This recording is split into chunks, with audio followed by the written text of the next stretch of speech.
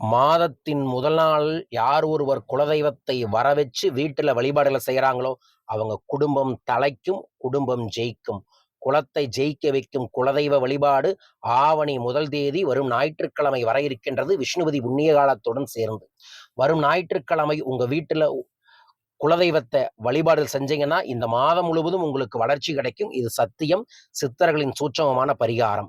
வரும் ஞாயிற்றுக்கிழமை காலையில் எந்திரிச்சு தலைக்கு குளிச்சுட்டு கோதுமையை கையில எடுத்து பிரார்த்தனை பண்ணி பறவைக்கு போட்டுட்டு உங்க வீட்டு வாசல்ல கோலம் போடுங்க. தாமரை வடிவில் சென்டர்ல மஞ்சள்ல பிள்ளையார பிடிச்சி வச்சுட்டு அதற்கு பக்கத்துல அருகம்புல் வச்சுக்கோங்க.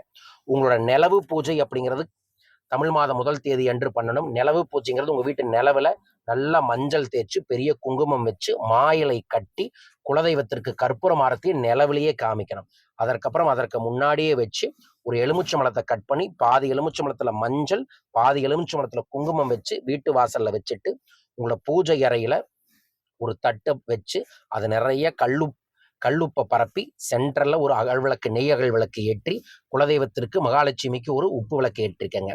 கூடவே இன்னொரு தட்டுல அரிசியை போட்டு அதற்கு மேல ஒரு கும்பம் வச்சு அந்த கும்பத்துக்குள்ள தண்ணீர், பன்னீர், ஏலக்காய், பச்சை கற்பூரம், உங்க வீட்டுல எத்தனை பேர் இருக்காங்களோ அத்தனை தலைக்கு எலுமிச்சம்பழம் உள்ள வச்சு அதற்கு மேல ஒரு மாதுளம்பழத்தை வச்சு அதற்கு அலங்காரம் பண்ணிக்கங்க. உங்க வீட்டுல இருக்கக்கூடிய ஆபரணங்கள்லாம் போட்டு அலங்காரம் பண்ணி அந்த கும்பத்துக்கு முன்னாடி உங்களால என்ன பிரசாதத்தை செய்ய முடியுமோ அல்லது ஏதோ ஒரு பாயாசத்தை செஞ்சு வைங்க. வீட்டுல எப்ப பாயாசம் செய்வோம்?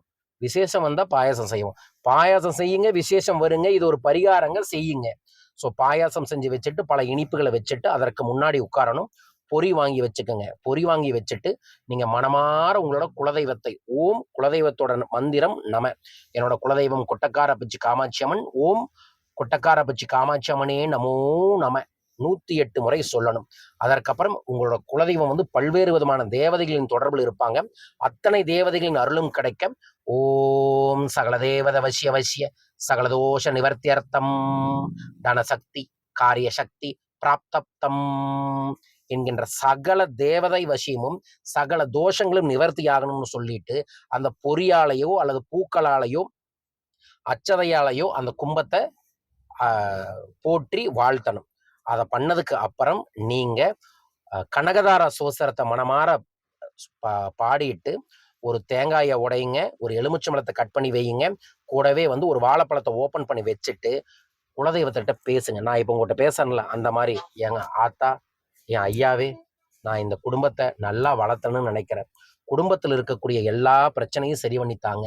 குடும்பத்தில் இதெல்லாம் பிரச்சனை இருக்கு, இதெல்லாம் சரி செய்யறதுக்கு நான் தயாராக இருக்கேன். நான் ஓடுறதுக்கு தயாராக இருக்கேன், உழைக்கிறதுக்கு தயாராக இருக்கேன், வழிபாடுகள் செய்யறதுக்கு தயாராக இருக்கேன். எனக்கு எல்லா விதமான வாய்ப்புகளையும் தொடர்புகளையும் தாருங்கள். நான் மாதா பிதா குரு தெய்வத்துடன் இந்த பிரபஞ்சத்தில் பெரும் வெற்றி பெற வேண்டும், பெரும் செல்வ செழிப்பை பெற வேண்டும் என மனமாற இதே மாதிரி நான் பேசுற மாதிரி அந்த கும்பத்தை பார்த்து பேசுங்க.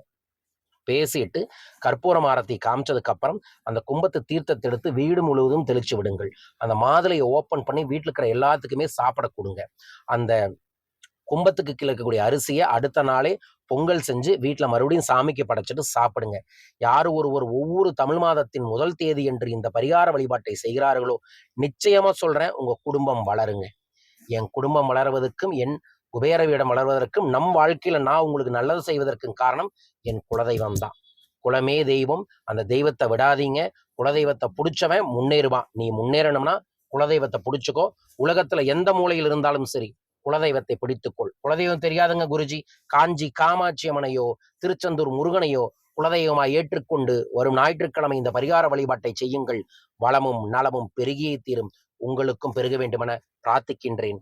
வரும் ஆகஸ்ட் 22, 23, 24 தேதி கோவையில 3 நாள் என்னுடன் நீங்கள் பல்வேறு விதமான யோக சூட்சமங்களின் மூலமாக உங்களோட தலை விதியையே மாற்றி எழுதி புது வாழ்க்கையை உருவாக்க வேண்டும் என்று நினைத்தால் வாருங்கள்.